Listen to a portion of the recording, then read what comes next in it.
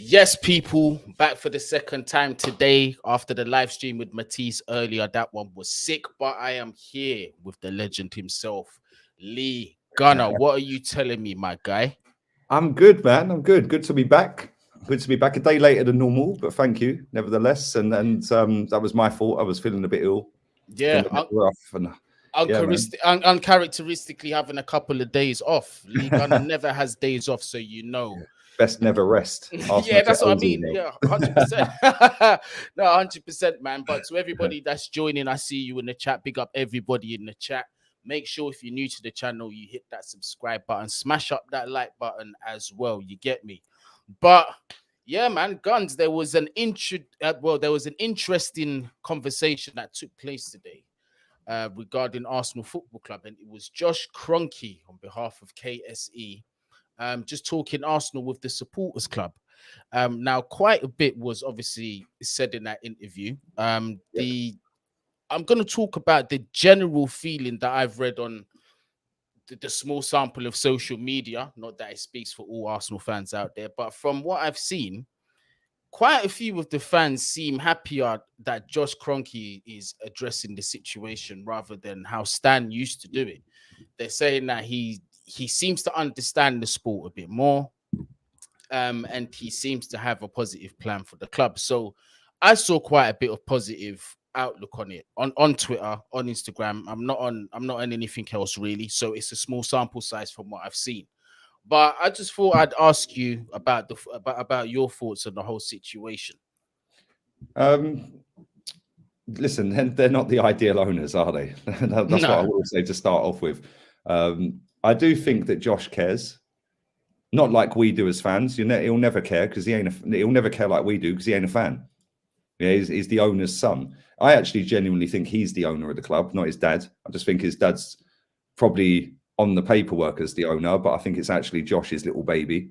I think that they get a lot of stick, and rightly so.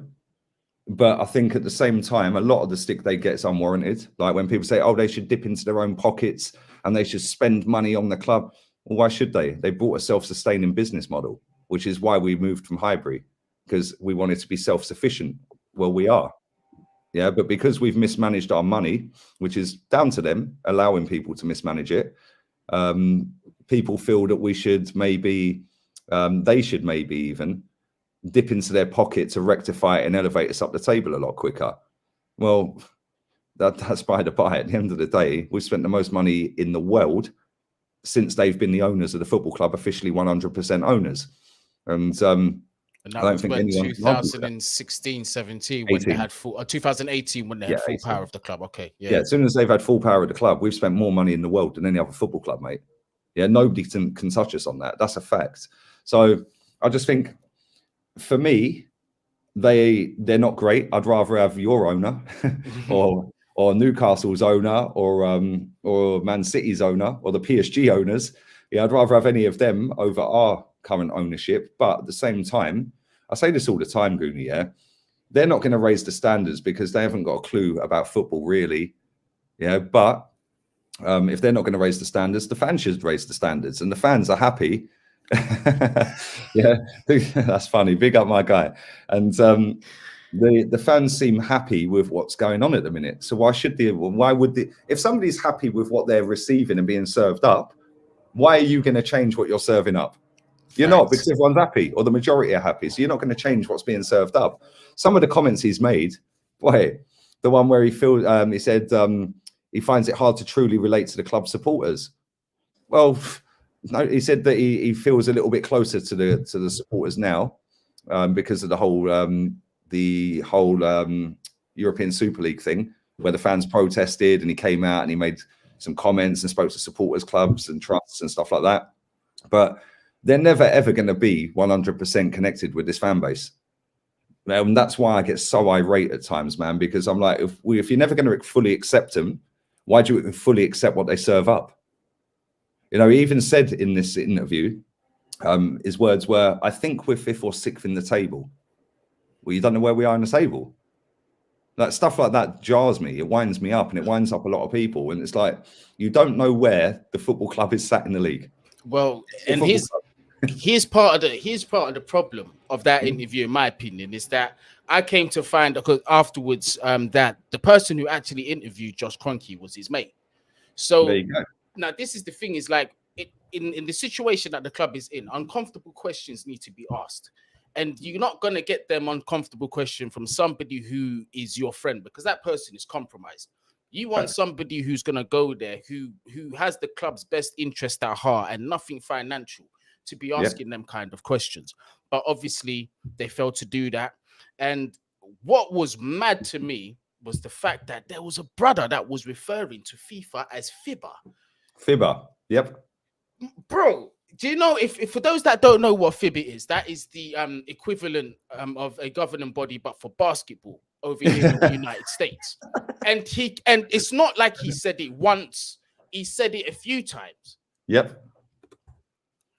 So it was just like, so off the back of that, I was just like, listen, you cannot be serious. So to me, it kind of stank of just like a massive way to sort of manipulate the PR to go in the Kroenke's favor. Oh, 100%. But this is what this football club do, bro. Yeah, that's what they do. Yeah, they sit there and they manipulate anything. And the problem is our fans lap it up. Yeah, they lap it up. The majority of people, you just said that you've seen on social media are actually going, oh, well, actually, yes. It's not actually too bad and they're trying to change stuff. Well, hold on. It's not FIBA, it's FIFA. You don't know where we're sat in the table, and you said that you don't feel close to the fans, but you feel a bit closer now. Well, how about, mate? Yeah, and the one thing I'll give Josh Kroenke credit for, yeah, this is about the third interview he's done in the last 12 months, or the third like public thing that he's done in the last 9 to 12 months. So we're hearing a lot more from them since they've been full owners, or since he's been full owner, but they're never going to be trusted, mate, which is why I don't understand. Yeah, I don't understand why the majority of fans lap it up. I don't get it. Yeah, I genuinely do not get it, mate, because at the end of the day, if they're never going to be accepted, why are we accepting crap? And it is crap. We're sixth in the table. Absolutely. And you know, why should you trust them? Because after the first time, you know, the objective of moving out of Highbury was quote unquote to be competing with the Bayern Munichs and the Barcelonas of this world, and to have a spell of dominance like these clubs have had. But obviously that's not materialized. So for him to be coming with more promises, understandably, well, was it him or his dad that made the promise? Either way, to me, it don't make no difference because it's coming from the same mouthpiece anyway. But if you want to be petty, whether it's him or his dad, or it's coming from the same team. So the distrust is already there. So in terms of like the objective of this interview, do you really think that he achieved anything? I might even be asking you an obvious question here, but do you really think that he achieves anything in terms of giving you a perspective of what's to come the following season? Or what to, or some kind of optimism going forward in the future? Did you get anything from that, really, from what you've seen of it? No, because I don't trust anything this club does. Yeah, I don't.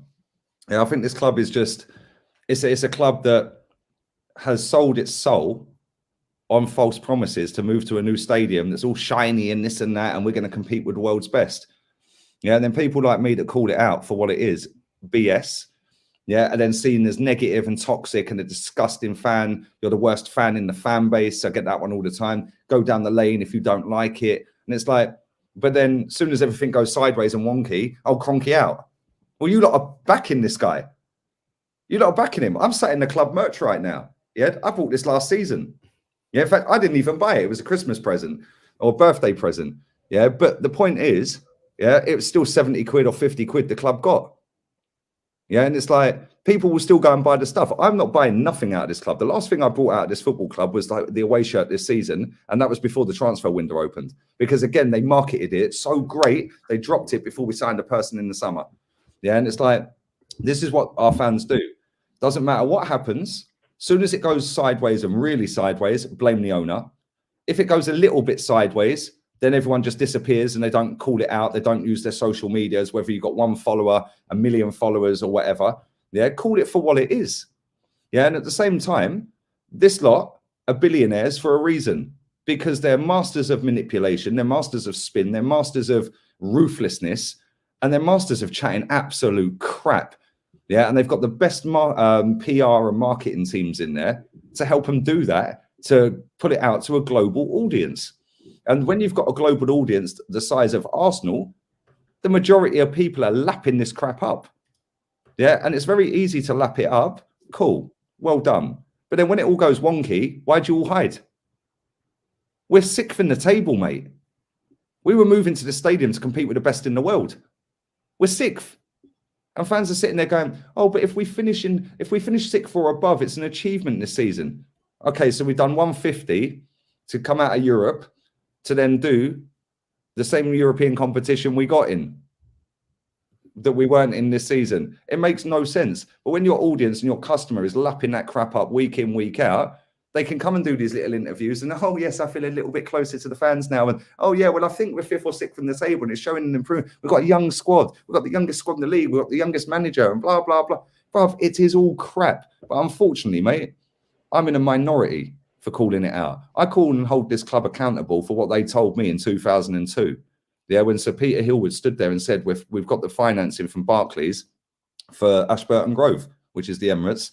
Yeah, and we're going there to compete with Europe's elite, and we're going to do it by being self-sufficient. They then conned the whole planet under Wenger for years and years and years that we had to sell our best players, and that was paying the stadium off. Absolute rubbish.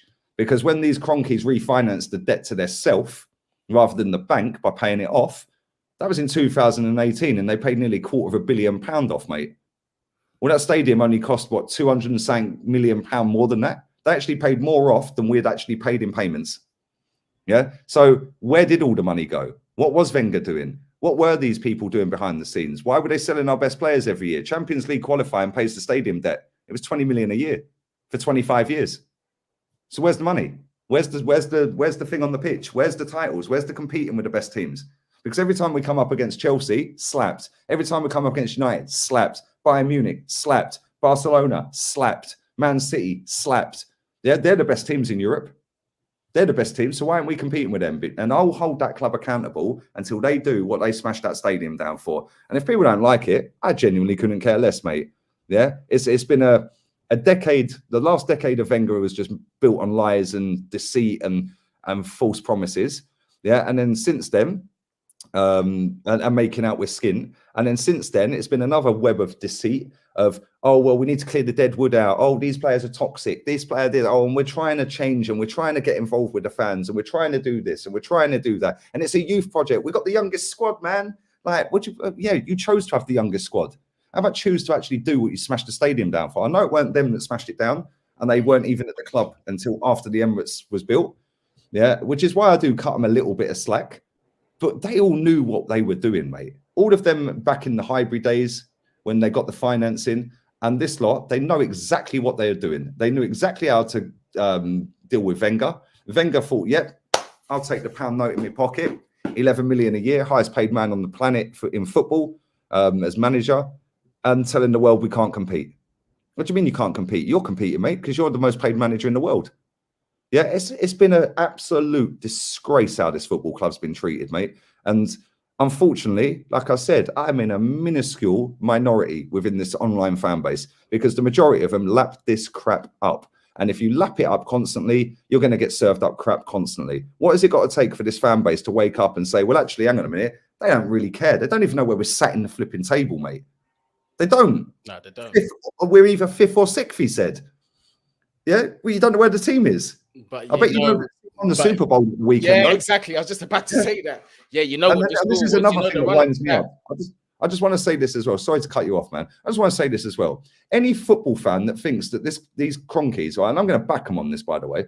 Anyone who thinks that this lot are stripping our football club of assets and money to fund that club in America, you are the most deluded idiots I've ever come across in my life. Because that club in America probably makes more income, yeah, in sponsorship deals and revenue than Arsenal. I don't know how much the winner of the Super Bowl gets in terms of the club. I don't know. It must be stupid money. It's I'm got not to be, what, half a billion quid like that. It's ridiculous money. Well, I know that the players were going to get about £200,000 bonus each, right? And I don't know anything about American football, mate. I don't, right? Right? But I'd imagine that the winner of the Super Bowl with sponsorships and all the merchandise and all of the things that come off the back of it, I'd guarantee that they're touching £500 million in revenue off of the back of that. Yeah, well, our football club's only worth 2 billion. So they've probably just made 1/4 of the value of Arsenal Football Club. And people sit there and think that they're stripping Arsenal to fund that. You lot are mad. You can't strip Arsenal to fund that. They've taken £6 million since they've been owners or since they've been shareholders. 6 million. That's it. Mesut Ozil was getting paid that every 3 months or 4 months. Yeah, that's peanuts. Mesut Ozil stripped more money out of Arsenal than this lot have. If this is true, 350 million. There you go. Yeah, nearly £500 million. I knew it would be. Let's say 400 mil. Yeah, let's say 350. Arsenal's valued at about 1.8 bill. Yeah, so that's what 1/7 or 1/6 of what Arsenal are worth. They've just made in that game. Yeah, and people think they're stripping Arsenal to fund that. You lot are mad. That's it's there you go. The money, and this is the thing, but the narrative online, Guni, the narrative online that's been pushed by all the biggest accounts and on any platform online is, oh yeah, they're ripping the club off. They're taking money out the club. They're using Arsenal to fund this. Anyone who knows business will know that if you've got a football club in England, yeah, and you've got a Super Bowl team, an NFL team, and you've got a hockey team or whatever it is, but now you want to get a bank loan, you can use all of these assets and say, well, look at what I've got in England. Look at what I've got over this part of America. Look at what I've got there. Yeah, exactly. Speculate to accumulate, but you're not ripping it. But maybe, just maybe, the bank might have Arsenal held as a guarantor. He's got enough equity to get what he wants. Exactly. He's got AAA credit rated, mate. He can go to the bank and get £500 million now if he wants. Yeah, these guys are having conversations and speaking in languages we don't even understand, bro. The terms of wealth that we're dealing with over there is disgraceful. Unfortunately, the narrative that gets pushed out by the biggest accounts on social media is that they're sponging off the club, they're nicking our money, they're doing this, they're doing that. Okay, well, if you hate them that much, then why'd you keep doing the same thing every year then? Because if it's that bad and it's as bad as you lot keep telling me it is, why do you keep running back for it then? Yeah, because you're part of the problem now, aren't you? Which is why I always go for the fans, because they're doing what they're doing. They're businessmen. Yeah, they've spent club's money, not their own money. Yeah, which is another thing that fucking winds me up. Sorry for swearing. It's another thing that winds me up. Right? Is that, but they should put their own money in. Why should they? Why should they? How much is Abramovich putting out of his own pocket in the last 6 years? Zero. Exactly. Absolutely nada. Yeah. How much is Liverpool's owner put in the last 6 years? I think they've put in for the new stand. That was it. They ain't put no money on the pitch because they've used the club's business is to make money, not to put all your money into that business. You've got to make some money. You get me? And this is what winds me up. All the biggest accounts push the narrative that they're ripping the club for all the money and stripping the assets and this and that. Blah blah blah blah blah. Right. At the end of the day, right? It's kind of funny to watch. Yeah. And I just find it hilarious that when I see people going, oh, Kroenke out, you don't even know why you're Kroenke out. You're just jumping on a bandwagon. That's all it is. Kroenke out's just a hashtag on Twitter, mate. That's it. No, because we see how many people turned up to the Kroenke out protest against you lot. Yeah, when Kroenke was actually there, by the way. Yeah, and no one. There was no protest. I think there was 8 people there. Northside was there. Turkish was there. There was a few others there. That's it.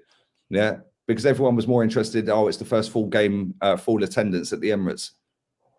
That's it. And unfortunately, mate, only 2 people can change that. The owner, which they're kind of content, and the fans, which they're kind of content. And when they're both kind of content, you end up with this football club just going round and round and round and round and round.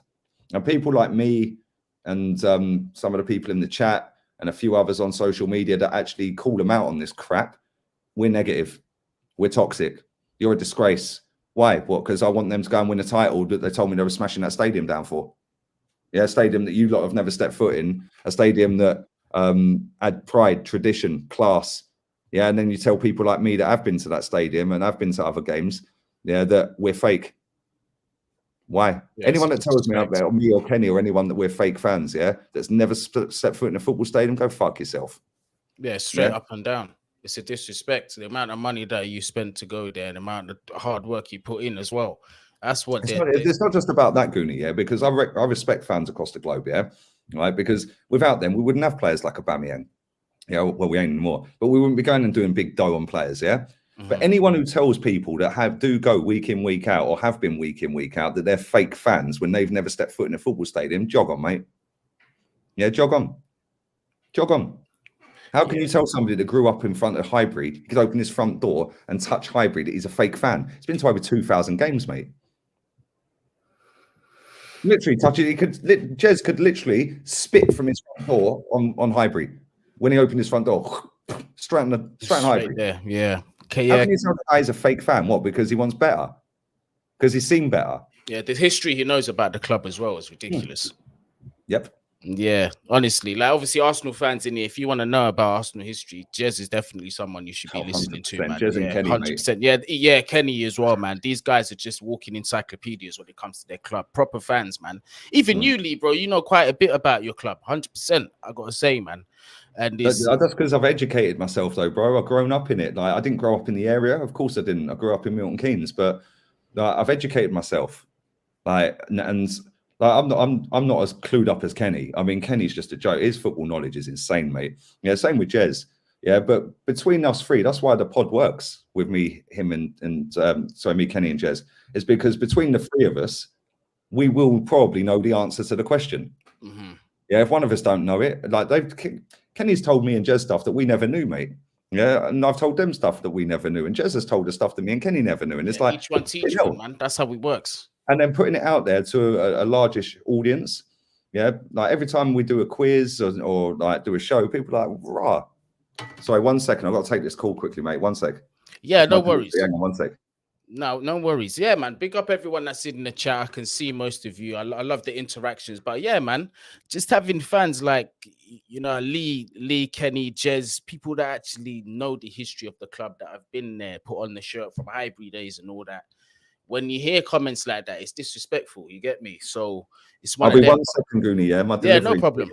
Well, I bet you can't get in the doors downstairs, so I'm gonna have to run down and come back here. I'll be literally 1 minute. Yeah. Yeah, no problem. I'm just here with the chat.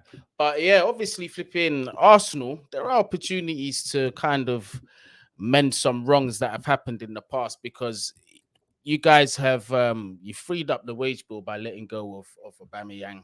I'm sure one or two others will be leaving in the summer as well. So that leaves a hefty percentage in your wage budget to be bringing in decent players. Now, obviously, when Lee gets back, that's what I'm going to be asking him, because obviously Arsenal's rivals, Tottenham Hotspur, they lost again, bottled it. What did they call themselves? Game in hand FC. Well, it's gone horribly wrong for them, innit? Completely wrong for them. But yeah, I'm going to ask Lee about how he feels about Arsenal's opportunity to be getting in the top four. In fact, how do some of you lot feel? Will you guys get the top four? Will Manchester United get the top four? Because it's a tight race. I ain't going to lie to you. In fact, you know what? Let me answer my man's question here. I'm never going to try and say the name, but I do see you in the chat quite a bit. Big up yourself, bro. I definitely remember you coming in with the Spanish. You taught me about what that sentence was. That's why I was able to put it up this time round without throwing in no questions. But Guni, do you see bright lights for Arsenal? So just based on what I just said, the fact that you freed up some wages, you know, you've got certain contracts coming to an end. I believe, correct me if I'm wrong in the chat, I believe Lacazette is on his last year or something like that. You got one or two others that are kind of being looking to be replaced. But if you replace them adequately this summer, who knows? You could be finishing comfortably in the top four next season and just build on from there. But me personally, it's the management I don't really trust. The fact that, you know, you're out of all competitions at this point of the season and you're playing one game a week, you should be finishing top four. That is a minimal expectation that I would be sort of looking at if I was an Arsenal fan. Because speaking from my experience, obviously, it's not the same quality of team. But when we finished 10th and we had to play one game a week, we won the league, but we had players in there that had won the league before. We had that experience and we had the change of manager. So that situation is different, but it's less pressure. You understand? So yeah, Laka and El Neni and Nketiah. So these are the three whose contracts are running out in the summer. So, and you've already got rid of Aubameyang. So the amount of wages that those four players are going to free up, it all depends on how you're going to replace them. I know Fabrizio Romano has come out and he said, Arsenal, they're going to be busy in the summer and telling fans not to worry. At this point, whether it's Fabrizio Romano, whether it's somebody from the club, for any football club, I always say, talk is cheap. Actions speak louder than words. You get me? So come the summer, just make sure the business is done. Stop the sweet talking. We've had enough of all of that. You get me? We want to see results. So really and truly, it comes down to that. But you can't say that the Kroenkes ain't spent money on the club. It's like it's like Lee was just saying now. Since the full takeover of the club, they've spent the most money out of all the clubs. So it could be a good summer. Just make sure, you get me, your scouts just have to be on point and address what needs to be addressed. But obviously, Lee's back, and I was just that's cool. I was just speaking to the people in the chat about just going forward, the fact that Aubameyang's gone. You've got three more who are going to be, I think, out of contract or on their final year in the summer: Lacazette, El Neni, and Nketiah. So yeah, all gone. Yeah, it does free up a hefty wage percentage in your budget. But so I was saying to the chat that, depending on how you recruit and how you fill up that space, will obviously determine how well I think you're going to do going forward. Because I do think you've got the opportunity to rebuild and actually bring in top quality and get rid of deadwood. The problem we have is who's the top quality that's going to come to us with this manager. If you look at Man City, they've got the best manager. Liverpool got the best manager. Chelsea got the best manager. Then you've got Tottenham, got a better manager. Man United, we don't know who their manager's going to be. But I'd imagine, if I was guessing, I'd say Poch. So he's better, maybe. Is he better? I don't know. Yeah, he is. Well, he's going to win the title, so maybe he is better. Yeah, trophies are everything. So, yeah, he's better than Arteta. So why would anyone of top quality come to this league to play for Arteta, even if we've got Champions League? Then you've got to look at Juve. You've got to look at Inter. You've got to look at AC Milan. Yeah, you've got to look at even Marseille. They might make Champions League. They're second in the table, best defense in the league. Then you've got to look at Bayern Munich. Yeah. Then you've got to look at Real Madrid. What top players coming to play for Arteta, bro? So when our fans sit there and say, "Oh, we have to get Champions League to attract better players," what a load of rubbish anyway. You attracted Conte and Kante when you finished 10th. Yeah. Man United got Zlatan and Pogba when they finished 7th. Yeah, so what are these people talking about? We didn't have Champions League football when we signed Aubameyang. Do you know what I'm saying? So again, another false narrative of, oh yeah, well, you have to get Champions League to attract better quality. Load of absolute codswallop, right? And I think that if we did get Champions League, we're not going to win it because he can't even beat Olympiacos, bro, or Villarreal. What makes anyone think that this guy is going to compete in the Champions League? We're only there for the money, to get better players. Well, we did that for 2 decades under the previous manager or previous manager. So why do I want that crap? Go and do what's required to win it. Get rid of the manager if we qualify. Say thanks very much. You've hit the target. Well, we didn't have any targets, but you've gone above and beyond the calls. Thanks for clearing out all the deadwood. Thanks for getting a little bit of a culture and all that crap if you want to dress it up. Now go and get a proper manager that can compete. Yeah. Instead,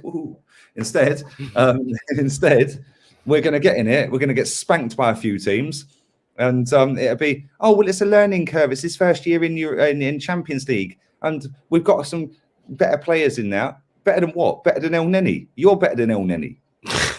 Like, come on. Yeah, better than Nketiah. I'm better than Nketiah, and I'm 40 in the summer, bro. Yeah, at least I'd have a shot from outside the box. Like, come on. And this is the problem. Unfortunately, mate, the standard's been so low at this football club that people will be happy with it. If we finish 7th, people will be sitting on social media saying, well, it's an improvement from the year before because we finished a place higher. Okay, so now we've got to wait another 6 years to keep going up one place at a time. Get out of here, man. Yeah, these fans are all the problem. They're all the problem because they accept it. We have got, I've seen people sitting there making out like, our defense is the best defense. We've improved the defense. We've improved the defense because we don't attack. Come on. And in fact, actually, the only reason our defence looks better is when we have 10 men. Because it's still shoddy with 11 men. Hence why Granit Xhaka gets sent off, Partey gets sent off, all these other players get sent off. Because we are still kind of wide open and susceptible on the counter-attack. And I don't see it changing until these fans raise the standards, bro. We're the third biggest club in the country. And we're moving like Barnet. And fans are lapping it. No, it's not. It's not a good look. But again, I know for you, Lee, you don't, top four is nothing to brag about for you. You're concerned about winning the Prem, and I respect that. I'm the same. Anything else is just a losing position, and it's a fact. But to some, top four at the end of the season would be positives, and it does have its positives because again, it opens you up to Champions League football, which in turn opens you up to more money, and then certain players that you possibly might not have been able to attract without Champions League football, you can attract. But it's really about building from there. But I'm saying that because Spurs over the weekend, they just bottled it. They just lost again. Game in hand FC have completely bottled it as usual. After them lot bottling it, do you now think that the top four spot is going to be for you lot to lose, or do you still think Manchester United are someone to be taken dead serious? I think Tottenham will still get it. You reckon? Bro, they got the best manager out of all the teams going for it. He's better than Moyes. He's better than Ragnick. He's better than Bruno at Wolves. And he's better than Arteta. And they've got the best striker out of all of them clubs, Harry Kane. I don't care about Ronaldo. Yeah, that's his second. That was his first goal in 15 games or something stupid, wasn't it? Yeah, to be honest with you, he's finished. Nobody can beat time. He's been crap for years, bro, but he's been getting away with it because of the volume of goals. Yeah, me and Rance had this conversation the other day. He's crap, bro. Harry Kane is a world-class footballer, but he's also a world-class striker. Yeah, and he's not having the greatest of seasons. It's the first crap season he's had in how long? Since he's been playing football. Yeah, but he's still bagging goals here and there. And I'll tell you something, they're the only club out of them clubs that are going for it that actually went out in the January window and tried to strengthen. Because Man U, Arsenal, West Ham and Wolves didn't. We never brought anyone. In fact, us and Man United got rid of players. I think they got rid of 4 and we got rid of 6. Yeah, but then what happens is that the fans of both of them clubs, us and Man U are very similar. Both of them fan bases sit there and go, oh, but we're clearing the dead wood for a big summer.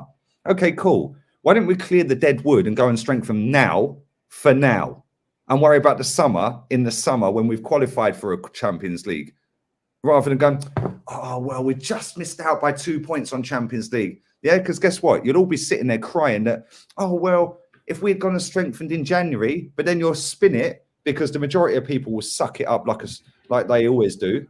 Yeah, and they'll go, but doesn't matter because we'll have a big summer and we're getting the Champions League next year. And it's always next time with Arsenal, Man United. It's a disgrace. 2 of the biggest clubs in the country, mate, yeah, are being just absolutely smashed apart by muggy fan bases.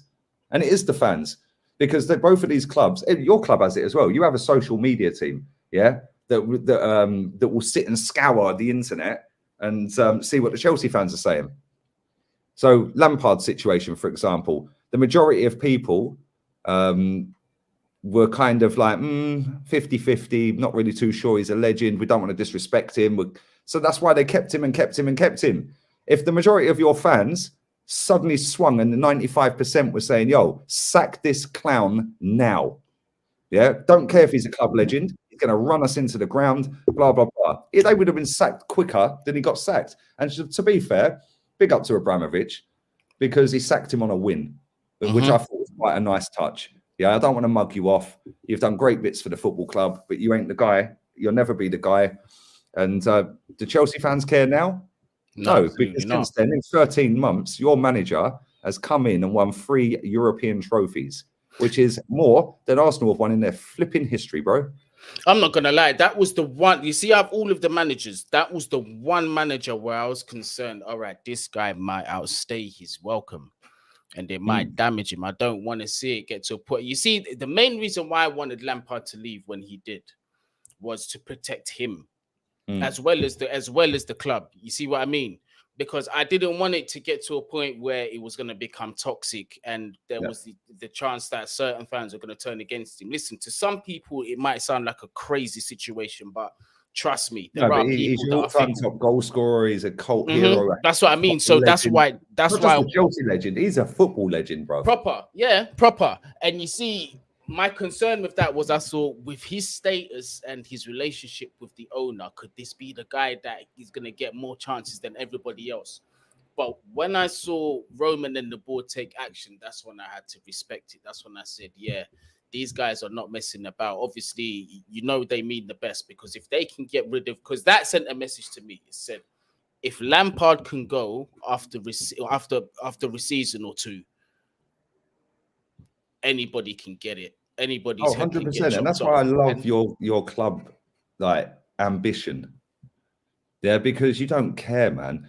Does any Chelsea fan that was sitting there crying like babies the day Lampard got sacked, does any Chelsea fan care now?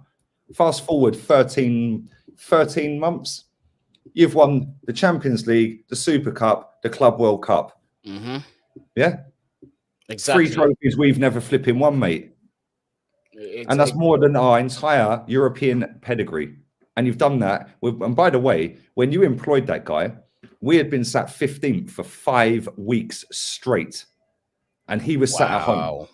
15th for 5 weeks straight, mate. Yeah. And he was sat at home doing nothing. And our fans sitting there going, oh, yeah, but did he really do it at PSG? Shut up, you idiots. Yeah. What's Mikel Arteta ever done? Do you know what I mean?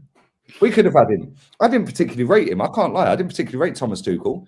Yeah, but I'd take you over Arteta. I'd take anyone in the chat over Arteta. And if Thomas Tuchel came into Arsenal, do you think we'd be sixth?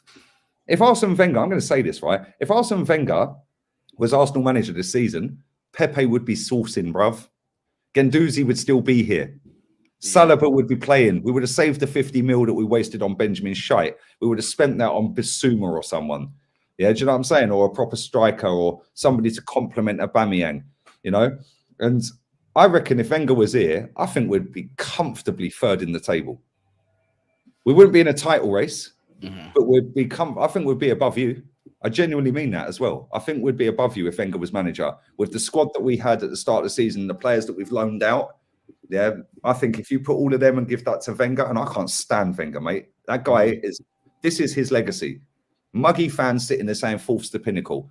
That is his legacy. So I can't stand him. So for me to say this, people know I'm being truthful with it, which I always am. Yeah. If he was manager of this football club this season with the squad that was available to him with 150 million quid to spend, we would comfortably be third in the table and maybe a little bit in a title race, but we'd fall away because he always fell away. He had a history of doing that. But I think we would comfortably finish above you.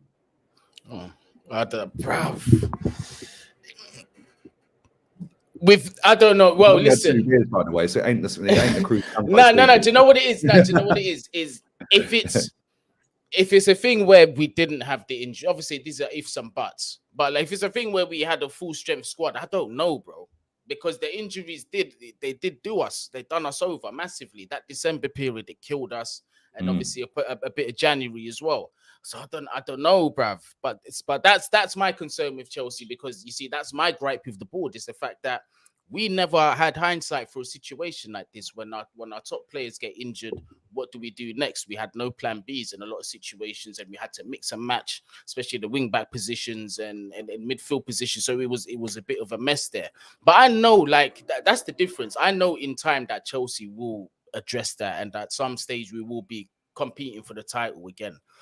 But yeah, Diego, the expectation levels at Chelsea is madness. Their management have to deliver trophies. Yeah, that's what it is. It's the pressure to just win. It's a relentless kind of mentality. We don't have that mentality, but you have it with your owner. You have it with your fans. So they're both pushing for the same end goal, win. Our fans are happy to get served up Kroenke crap. So I don't blame the Kroenkes for that. They've realised the audience, the customer, yeah, the people they're serving up are happy with it. They're happy. They're happy. So he's going to keep serving it up. They're both to blame. But if the Kroenkes ain't going to change, the fan base has to. But the fan base, the majority of our fans online, and I don't know this 100%, but you can tell by the way they lap crap up. I'd be 99.9% sure the majority of our fans online have grown up on the last decade of Wenger's lies, deceit, and excuses, which is why they all think fourth is a fucking trophy, bruv. Yeah, facts. His word is very influential in football. 100%, because it's like we said this a few weeks back, this situation where players are just running down their contracts. Arsene Wenger mentioned it. He said, and you were saying like he was telling them, but the way he said it was like, eventually we're going to start seeing players run down their contracts so they can move for more money.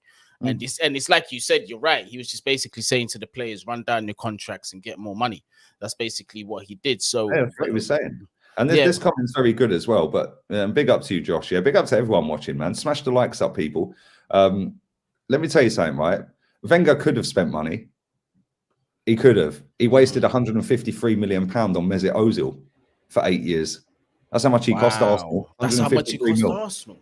Bro, 42.5 mil, plus the image rights, plus the agent fee, plus the renewal of the contract, and then the next set of wages in 8 years. And that cost us £153 million. He actually earned, I think, or cost Arsenal more than Wenger did, I think. That's ridiculous. Wenger was there for 14 years longer. And not a title to show for it. Bottled every away day. I remember going to Anfield and the guy sat on the floor crying as we're getting pumped 4. Yeah, he sat on the floor, slapping like this. Yeah, every time we went up north, didn't want it. Oh, his back, my back, my back. Shut up, man. No, you're still happy to take 350 grand a week. Yeah. 153 mil it cost Arsenal Football Club. Mustafi and Xhaka, before Xhaka's new contract, Mustafi and Xhaka combined fee and wages just off of Xhaka's first contract and Mustafi's first or only contract cost Arsenal over 100 mil. So there's £250 million that Wenger wasted on absolute crap. And this is what I'm saying. Like, we've spent a lot of money, bro. Yeah, a lot of money. And we're spending it on crap. But unless somebody steps up and tries to rectify it, i.e. the Kroenkes or the fan base, it's going to keep doing it. Man's trying to make the World Cup every 2 years, 100%. This man's still thinking of money. He is. I watched that Tinder swindler, by the way. That was mad. Savage, isn't it? Bro, do you know what? I don't even blame the guy. I don't even blame him. At the end of the day, if the guy hadn't made out he was a billionaire's son, let me just say this, right? If he hadn't made out he was a billionaire's son, would the person still have gone and met him? Facts. Yeah. And then he goes, let me put it to you like this, because I said this to someone the other day, yeah? Right? So you've gone for dinner, you've met the guy, right? It's taken you to a posh restaurant, blah, blah, blah. And then he said, I really like you. Why don't you come on my private jet and come here? Oh, okay, yes, I'll go and pack now. Man gets the Rolls Royce to come and take you back to your gaff to bring you back to the airport, get your passport. Okay, cool. So if that guy wasn't apparently a billionaire's son and he said, go and pack your stuff, I'll get you an Uber to your house and I'll give you my address, come stay at mine for a couple of days, would you have done it? You wouldn't. So the guy just finessed the market. Yeah, completely. Do you know what I think? Listen, it was muggy what he did. Don't get it wrong. It was muggy what he did, yeah? But you know what? He done it based on the fact that the majority of, I'm not going to say the majority because that's stupid, yeah? There's a lot of women out there that just think, wow, I could have this lifestyle, and they chase the dream. How about it's all a facade? Yeah, if something seems too good to be true, it fucking is. It really is, yeah, absolutely. That guy just seemed like one day he had enough. I think like he must have tried to date a girl and she said, nah, you're broke. You can't do nothing. And then the maddest thing was he was finessing the money to go and spend it on the next one and getting the money off of that one to spend. It was like, when I was watching it, I was like, oh my God. Yeah, crazy. No, yeah, but it's true. Mad. People like that, yeah. Like, I think you're a bastard for doing what you did. Yeah, fully. Facts. Yeah, but at the same time, if the guy didn't portray himself as a billionaire, would you have even looked at him? Yeah. So it takes two to tango, bro. Yeah. You like the champagne lifestyle. You like the Rolls Royce. You like the private jets. Yeah. Come crying because to me, it was just like, bruv, like you're looking at some of the things that he's saying to these women there, and it's just like, at some like, why did you not ask for more proof? after some of these things. It's just like, you really believe some of this stuff. Because he's played on the fact that the majority of people on the planet are thick as pig shit, and they think about fucking, oh my God, this guy's got money. He can get me out of my shit lifestyle. Oh my God, all my problems are gone. And then they sit on their social media accounts going, I want a real man. Yeah, as they're sitting there in their fake lips, their fake makeup, their fake hair, their fake eyelashes, their fake nail polish, like nails, their fake toenails, their fucking fake tits, their fake tan. Oh, I want a real man. Shut up, man. Like, seriously. It's all a joke thing, to be honest with you, bro. It's all a facade, like you say, especially the whole social media thing, bro. The amount of dudes. And then the funniest thing about social media, right? You go on Instagram right now and press the search bar. Yeah, just go search. Then go and find, like, come up with loads of pictures of people, Go and zoom in and tell me how many people don't filter their pictures. Facts. Because I don't filter. I do not filter. What you see is what you get, bro. If you don't like it, don't look at it, don't like it. Yeah, trust me. Filter. You see me out here with my Uncle Phil hairdo, my missing teeth, all of that stuff. I don't care, bruv.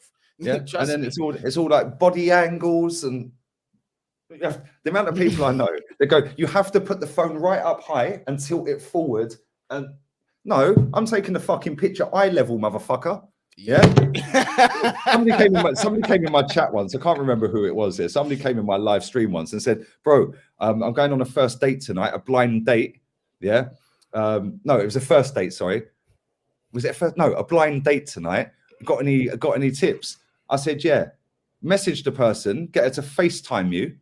Yeah. With no makeup on, with good lighting, and tell her to stand back from the phone 10 foot. Then come back up to the phone and smile. Oh my days. Yeah, that's the way. Yeah, bro, that's the way. It's deception. Yep.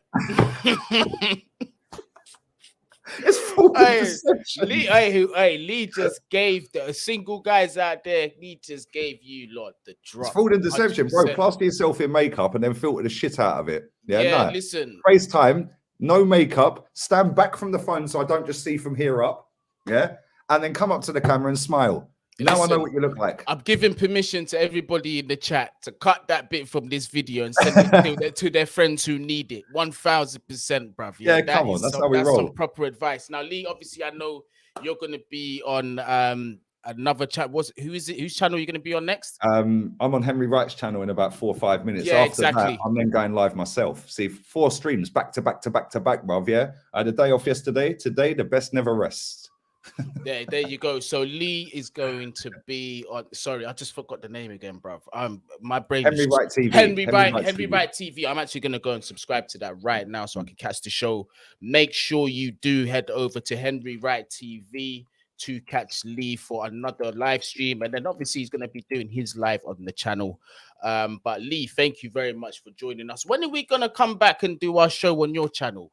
Eunice? Yeah, we should have done that yesterday, and then I was thinking tonight, but then I was like, because I knew I had to do these other shows, I was like, it's a bit late for maybe Eunice and Northside as well. So I thought we're swerving. Next Tuesday we'll be back, yeah. 100%. Next Tuesday, yeah, definitely. Yeah, 100%. Next Tuesday. I'll see you next Tuesday. See you next Tuesday. If you know, you know. Definitely, sis. Smash the notification bell. Subscribe to the channel if you are new as well, and leave your thoughts in the comments since the chat will not be active after this live is done. And as always, big up everybody that's in the chat. Love interacting with you guys. Make sure whatever you're doing, wherever you are, stay safe. Big up the Rat Army. And Lee, got one more message before we go.